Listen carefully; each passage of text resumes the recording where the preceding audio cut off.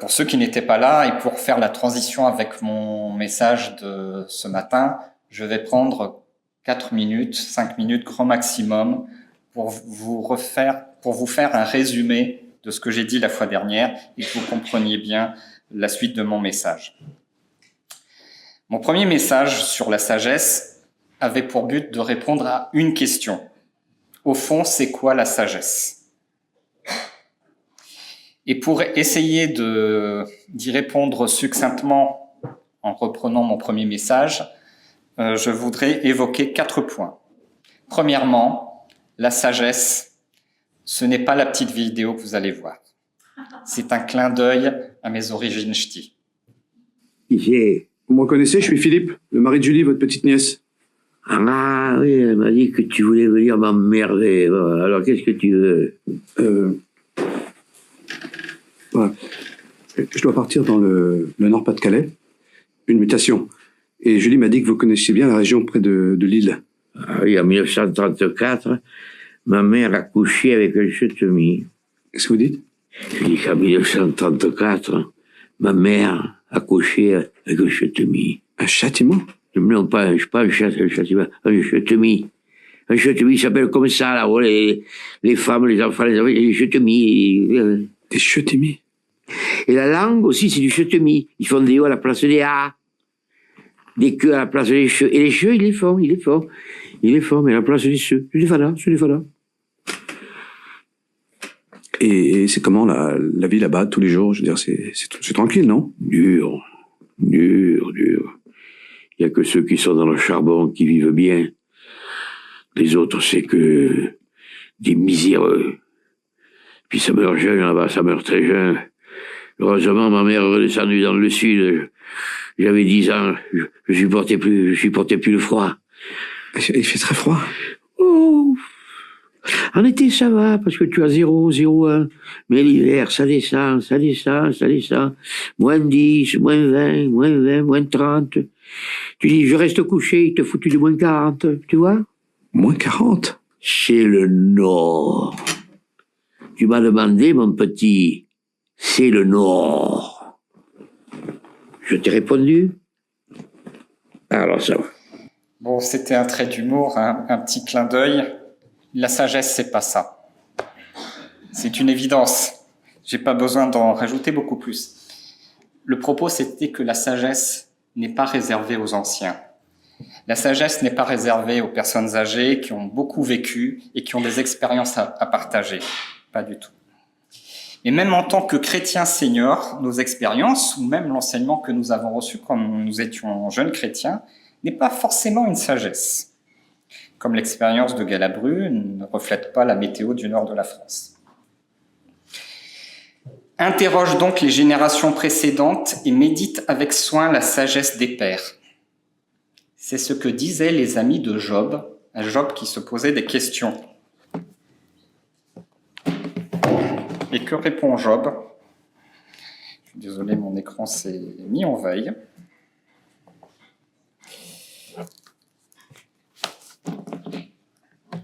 Vous ne savez pas ce qu'a répondu Job ?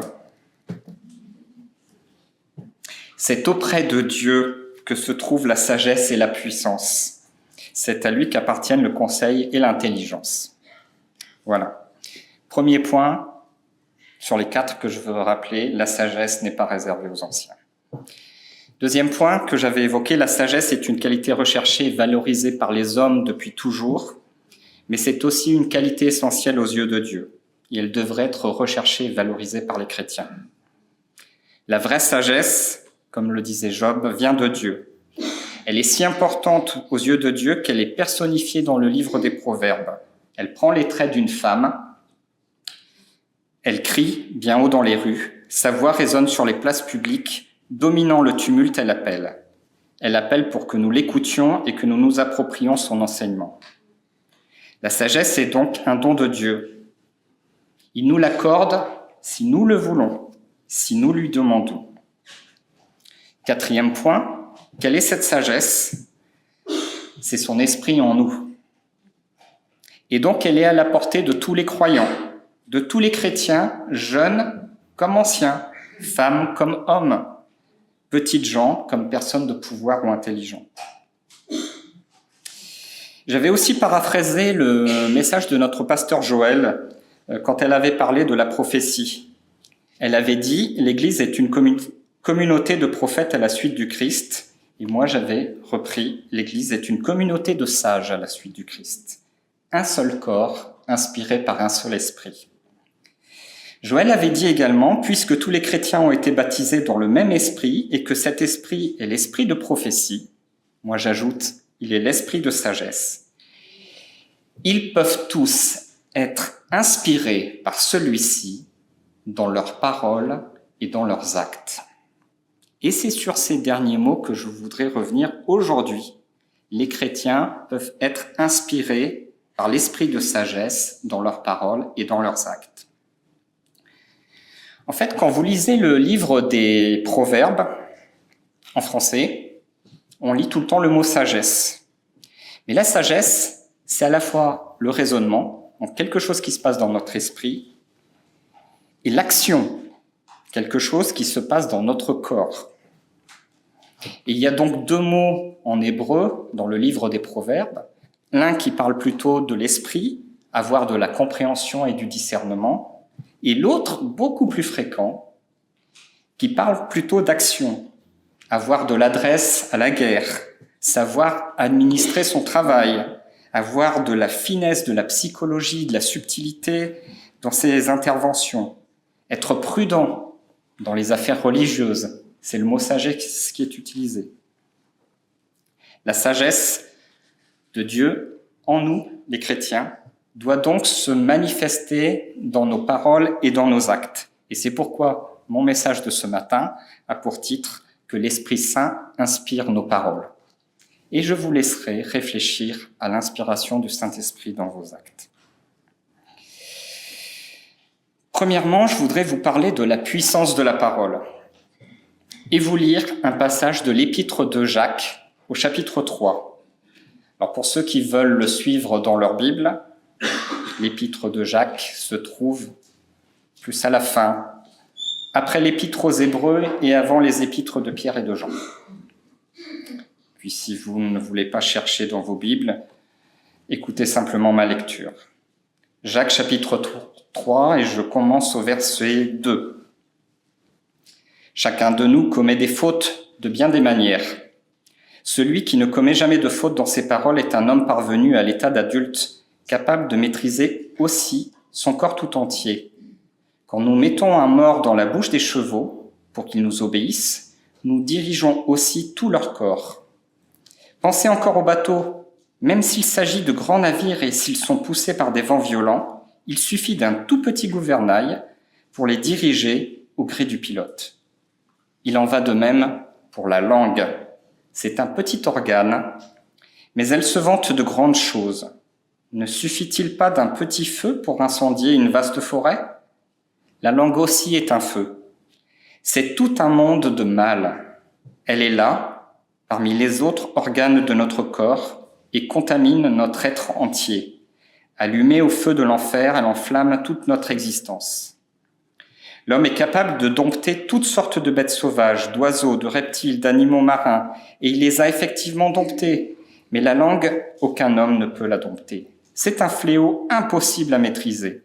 Elle est pleine d'un venin mortel.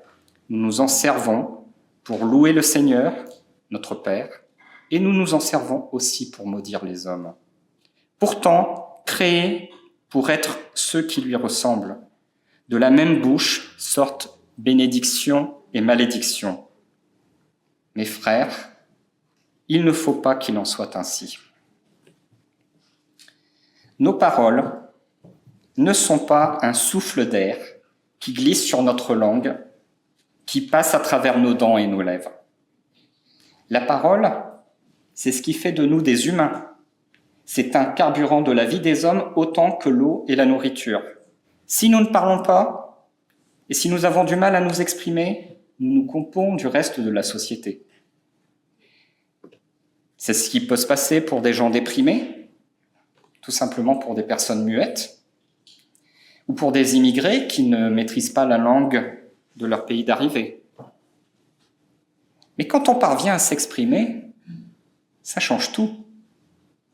La littérature, la philosophie, la poésie, les sciences, la politique, la vie en société sont l'héritage de nos paroles.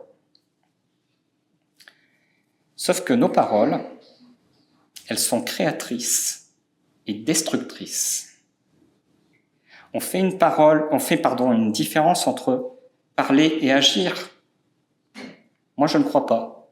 Quand nous parlons, nous engendrons aussi des actes. Nous déclenchons toujours quelque chose. C'est avec la parole et par la parole que Dieu a créé toute chose. Et Dieu nous a créés à son image, avec cette capacité de parler. Et c'est beaucoup plus que la capacité de communiquer qu'on peut retrouver chez les animaux. Notre parole a une force, elle a un pouvoir et elle a des conséquences. Ils sont immenses et stupéfiants.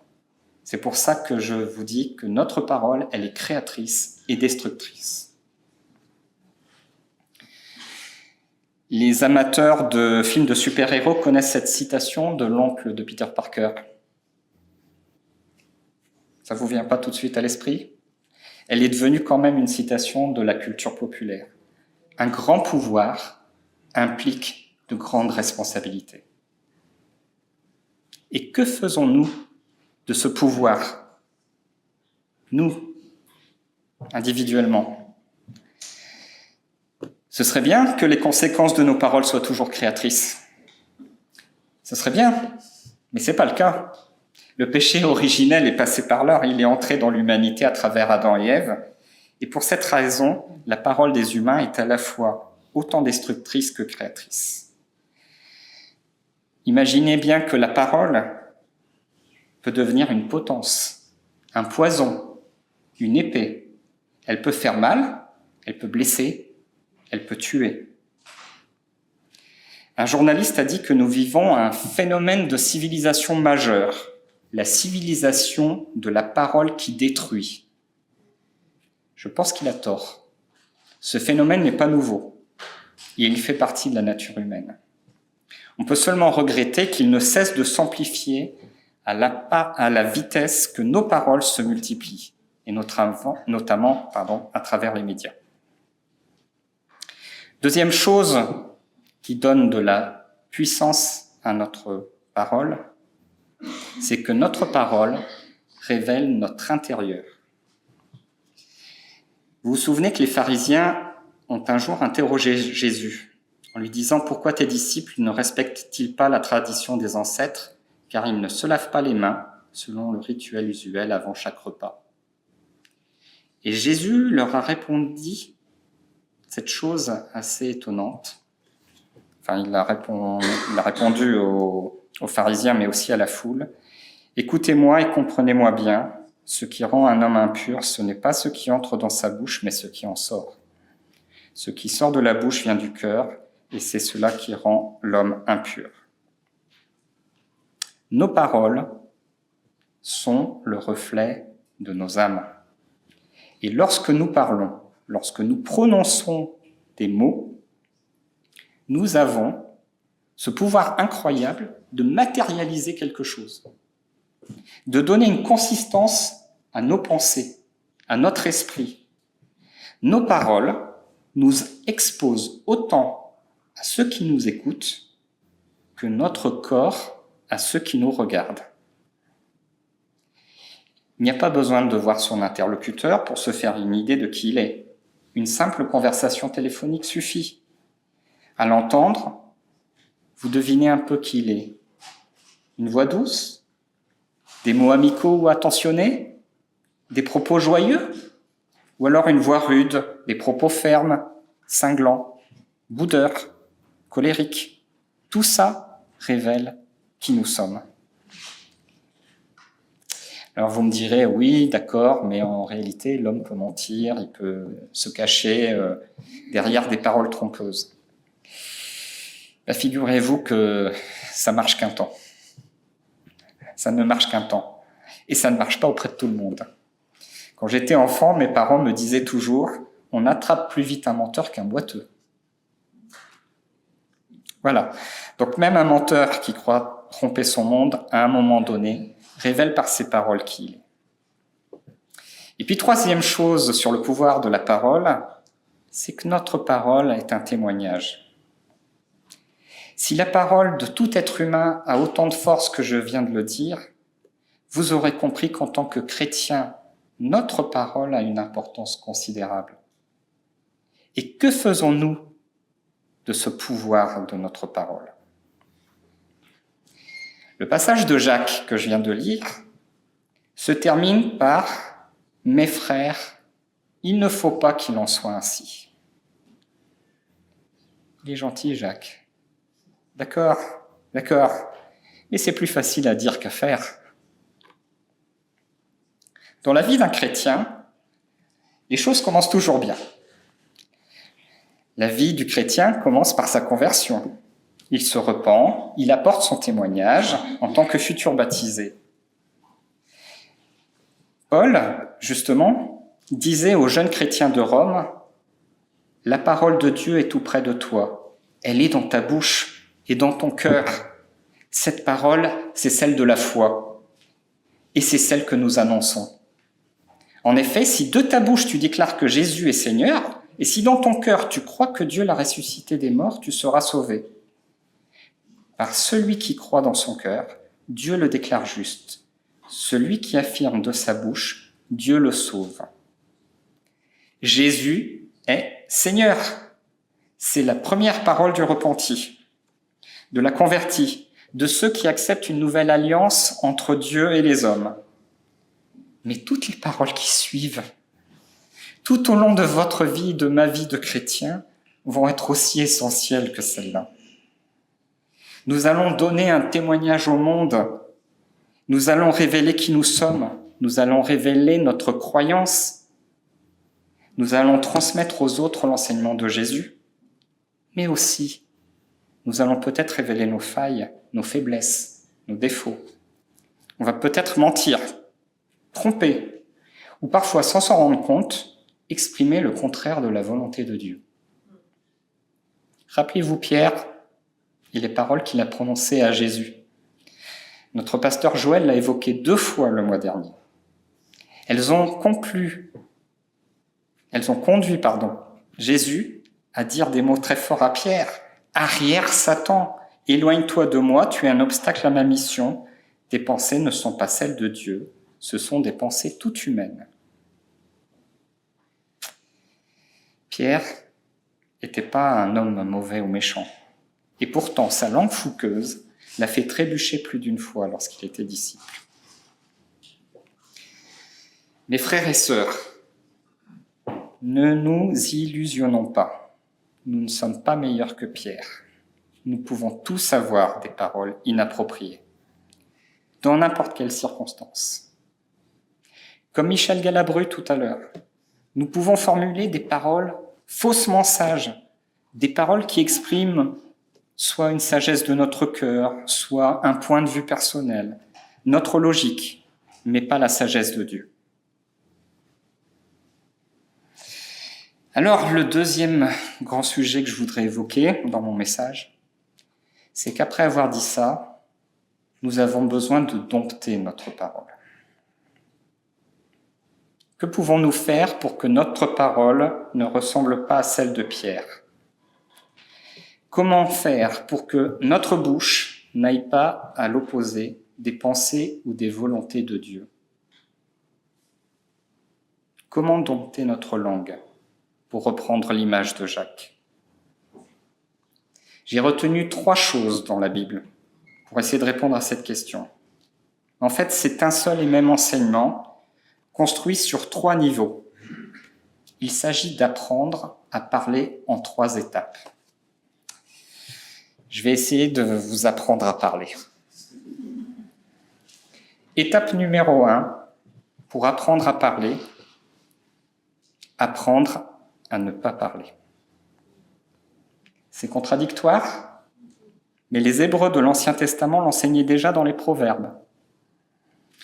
Et vous savez maintenant que ces proverbes avaient pour but d'enseigner la sagesse, même si c'est une sagesse de bon sens. Proverbe, chapitre 17, verset 28. « Le sot lui-même passe pour un sage s'il sait se taire. Qui tient sa bouche close est intelligent. Ce bon sens, vous le connaissez, même si vous n'avez pas lu le livre des Proverbes. En France, il y a le proverbe qui dit « La parole est d'argent, mais le silence est d'or ». Je ne sais pas ce qu'il en est pour vous, mais parfois, moi, j'ai besoin de parler. Un besoin urgent de parler. Une envie pressante de libérer ce que j'ai dans le cœur et de le libérer par la parole. C'est comme les vannes d'un barrage sur une rivière qu'on ouvrirait soudainement et qui libérerait brutalement des eaux puissantes. Dans ces circonstances-là, je parle pour moi. Que ce soit X ou Y qui soit devant moi, peu importe, c'est pour mon intérêt, pour me soulager. Et c'est une grave erreur. Pour reprendre l'image équestre de l'apôtre Jacques, parler ainsi, c'est comme ne pas mettre de mort à des chevaux. C'est prendre le risque énorme que mes mots soient comme un troupeau de chevaux sauvages qui viennent tout piétiner et qui blessent mon interlocuteur. C'est une erreur de parler de cette façon, car je ne contrôle pas ce que je dis. Et je prends le risque d'avoir des propos excessifs. Alors la deuxième étape pour apprendre à parler, c'est d'apprendre à parler au bon moment. Au lieu de laisser mon cœur et ma rancœur se déverser à travers ma bouche, sans contrôle, ma parole devrait être comme un cheval équipé d'un mors. Parce que quand le cheval est équipé d'un mors, le cavalier n'a qu'à relâcher les rênes pour que le cheval avance. C'est lui qui décide à quel moment le cheval va partir. Et dans notre façon de s'exprimer, ça devrait être pareil. On devrait être capable de décider à quel moment on ouvre la bouche. Et à ce moment-là, on évite de parler de façon irréfléchie. Et on évite de se dire après coup, mince, mes paroles ont dépassé mes pensées. Proverbe, chapitre 15, verset 28. Le juste réfléchit bien avant de répondre, mais la bouche des méchants répand le mal. C'est de la sagesse, c'est de la prudence, c'est de la subtilité. Encore une fois, vous la retrouvez dans les proverbes français. Il faut tourner 7 fois sa langue dans sa bouche avant de parler. Et pourtant, notre nature humaine nous rend impatients. On nous dit quelque chose, et si cela ne nous plaît pas, si c'est pas conforme à nos opinions, on a envie de rétorquer, tout de suite. On veut contrer les propos de notre interlocuteur, on veut lui couper la parole, on veut lui imposer nos paroles. Alors, vous l'avez nécessairement constaté, c'est l'exemple type de nos hommes et femmes politiques. N'est-ce pas? Vous connaissez l'expression « répondre du tac au tac » ? Eh bien, j'ai découvert que ça vient du monde de l'escrime. Le tac au tac, c'est le bruit des épées qui s'entrechoquent. Et l'expression, donc, a une connotation combative. C'est un synonyme de riposter. Quand on répond du tac au tac, on répond immanquablement, avec agressivité, à quelqu'un qui nous agresse. Et en tant que chrétien, il ne faut pas que nous parlions comme ça. Ce n'est pas comme ça que nous exprimons notre amour envers notre prochain. Sans aller jusqu'à l'escalade verbale, il y a des gens qui ont de l'esprit. Il y a des gens qui ont de la répartie. Il y a des gens qui ont du bagou. C'est même devenu un jeu dans la société française au XVIIIe siècle. Et pour les étrangers, c'est même un trait de l'esprit français. Je ne sais pas si vous le saviez, on est vu comme ça à l'étranger, comme des gens qui ont de la répartie. À Versailles, le roi Louis XVI avait demandé à un homme de ce type-là, « Monsieur, on raconte que vous faites des mots d'esprit sur tout. Faites-en un à mon sujet, lui a dit le roi. Et le gars était fidèle à sa réputation. Il a répondu « Ô sire, le roi n'est pas un sujet. » Quelle improvisation géniale! Mais qu'est-ce que c'est risqué et dangereux. Moi, je ne vous invite pas ce matin à cultiver le génie de la répartie à la française.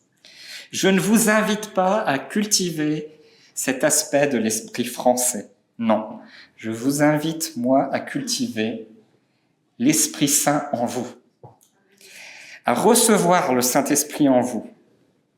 Pourquoi ? Parce que Dieu nous appelle à nous revêtir d'une nouvelle nature. Vous aviez l'habitude d'être comme ça, d'avoir de la répartie, mais en tant que chrétien, vous êtes revêtus d'une nouvelle nature. Le pasteur de Chambéry, qui était parmi nous il y a 15 jours, nous l'a justement dit. Il évoquait un verset de l'Épître aux Colossiens,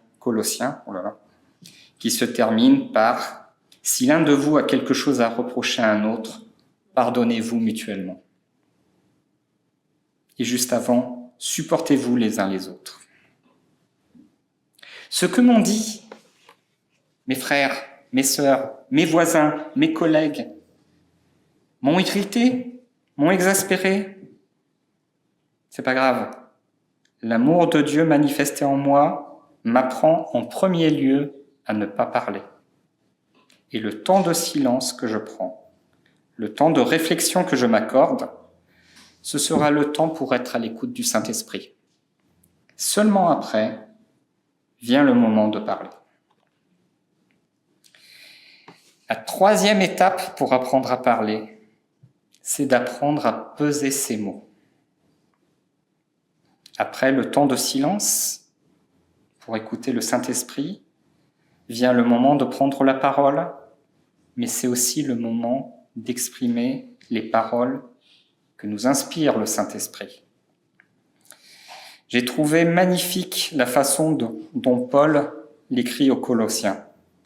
Il leur dit que votre parole soit toujours empreinte de la grâce de Dieu et pleine de saveur pour savoir comment répondre avec à propos à chacun.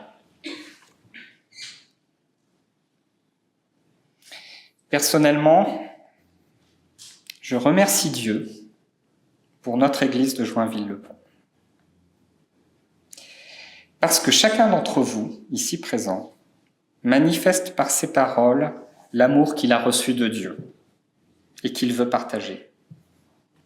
Notre église de Joinville-le-Pont est préservée des esprits chagrins, des querelleurs, des médisants, des calomnieux, comme l'étaient les chrétiens de l'église de Corinthe que Paul fustigeait et qu'on peut encore trouver dans certaines églises au XXIe siècle.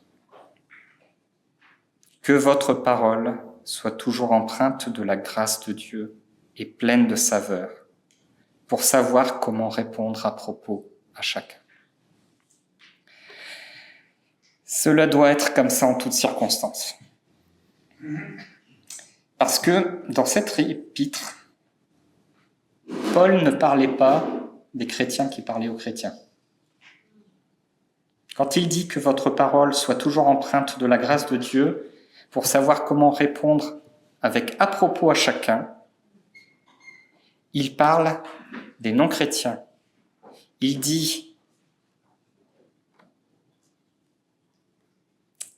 aux Colossiens, « Conduisez-vous avec sagesse dans vos relations avec ceux qui n'appartiennent pas à la famille de Dieu. » Et c'est seulement après qu'il dit que votre parole soit toujours empreinte de la grâce. C'est plus particulièrement dans ces circonstances, dans nos relations avec ceux qui ne sont pas chrétiens, que nous avons le plus besoin d'appliquer ces 3 étapes de la façon de parler. Ne pas parler, parler au bon moment, peser ses mots. Vous pourriez me dire, c'est de la sagesse populaire, tout ça. Mais si c'est de la sagesse populaire, elle se perd. Notre société moderne est devenue tellement égoïste et narcissique que les réseaux sociaux en sont le miroir. Les gens y multiplient les avis personnels sans écouter ceux des autres. Et les propos se mélangent dans une anarchie qui les rend inaudibles. Notre témoignage de chrétien doit être différent. Nous avons une parole différente à apporter au monde, une parole apaisée et une parole d'amour. Même si cette sagesse populaire se perd, je trouve que elle est mise en avant, je ne sais pas si vous l'avez expérimenté, dans les communications d'entreprise ou dans les coachs d'épanouissement personnel. Moi, je ne crois pas à l'efficacité de ces coachings sur cet aspect-là, ou sur la communication d'entreprise.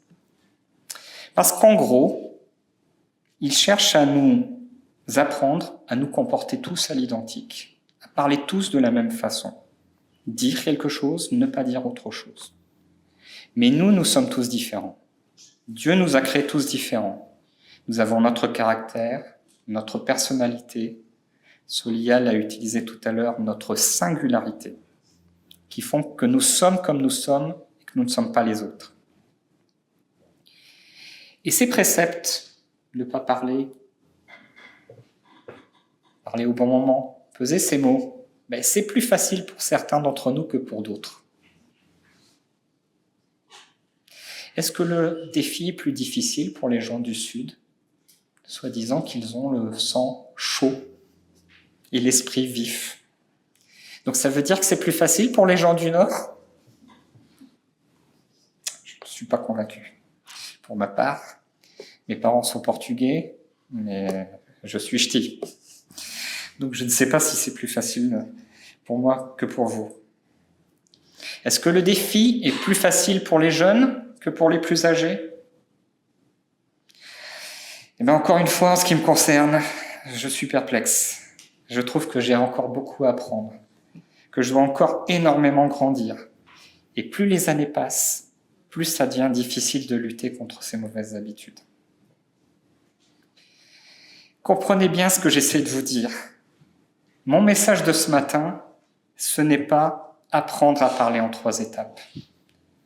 Mon message de ce matin, c'est que l'Esprit de Dieu inspire mes paroles ou vos paroles. Seul Dieu, par son amour, peut m'aider et peut vous aider à revêtir une nouvelle nature et à grandir dans la sagesse. Et nous avons tous besoin de son Saint-Esprit pour faire mieux demain que nous n'avons fait hier. C'est en cherchant la sagesse de Dieu que le Saint-Esprit inspirera nos paroles, quel que soit notre caractère fougueux ou apaisé. Je me permets d'insister sur ce point. Ce n'est pas par notre propre force que nous pouvons y arriver. Le titre de mon message, que le Saint-Esprit inspire nos paroles, c'est en fait une prière. Une prière que je fais et une prière que je vous invite à faire. Seigneur, que ton Esprit Saint inspire mes paroles. Accorde-moi ta sagesse, qui n'est pas la sagesse des hommes. Pour vous convaincre de rechercher la sagesse de Dieu, pour vous convaincre de laisser le Saint-Esprit inspirer vos paroles de tous les jours, je voudrais terminer en vous partageant un témoignage, celui d'une sœur de cette Église. Je vais le faire à sa place, mais je ne vais rien révéler de confidentiel. Elle a déjà apporté ce témoignage lors d'une des soirées mensuelles d'échange biblique. Donc ceux qui étaient là ce soir-là l'ont déjà entendu. L'événement s'est produit dans le cadre professionnel. Notre sœur a reçu un appel d'un collègue furibond qui a déversé toute sa colère sur elle. Il a eu des paroles agressives, injurieuses et ininterrompues. Et les paroles de cet homme, en plus, étaient injustes et outrageantes. Malgré cela, notre sœur est restée silencieuse. Apprendre à ne pas parler. Quand l'homme a terminé son monologue, elle a enfin répondu quelque chose. apprendre à parler au bon moment. Et elle lui a posé la question suivante. « Monsieur, comment réagiriez-vous si je vous adressais les mêmes paroles que celles que vous m'avez adressées ?» Apprendre à peser ses mots. L'homme n'a pas su quoi répondre. Il a raccroché. Le lendemain, il a rappelé notre sœur et il s'est excusé. Et après cet événement, leurs relations professionnelles se sont toujours bien passées. Alors, les grandes qualités humaines de cette sœur sont largement reconnues par chacun d'entre vous. Pour autant, elle ne m'en voudra pas si je vous dis qu'elle n'est pas meilleure que vous, qu'elle n'est pas meilleure que moi, qu'elle n'est pas meilleure que notre pasteur, qu'elle n'est pas meilleure que Pierre. Alors on peut croire que c'est un événement banal de la vie professionnelle d'aujourd'hui. Vous avez peut-être déjà vécu cette expérience. Si oui, comment avez-vous réagi ? Et si ça ne vous est jamais arrivé, comment réagiriez-vous ?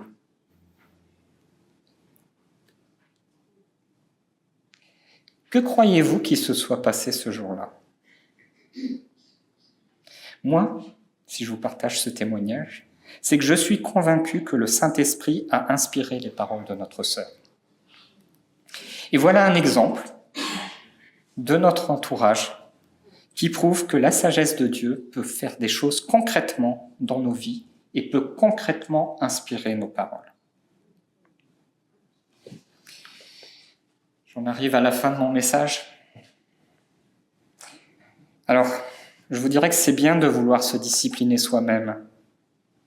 C'est bien de vouloir dompter sa parole. Mais je vous rappellerai les mots de l'apôtre Jacques. La langue. Aucun homme ne peut la dompter. C'est un fléau impossible à maîtriser.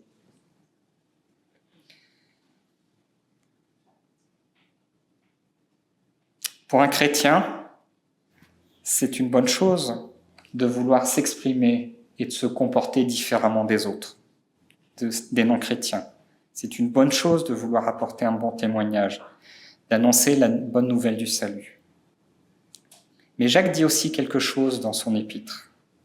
Si quelqu'un croit être religieux alors qu'il ne sait pas tenir sa langue en bride, il s'illusionne lui-même. Sa religion ne vaut rien. Ce que nous ne pouvons pas faire par nous-mêmes, par notre volonté ou par notre force, Dieu le peut.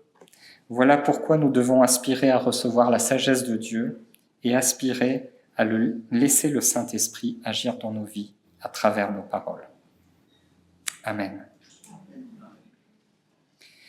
Seigneur, merci parce que ta sagesse n'est pas celle des hommes, parce que ce que tu veux nous enseigner n'est pas ce que veulent nécessairement nous enseigner les hommes, même ceux qui se croient sages.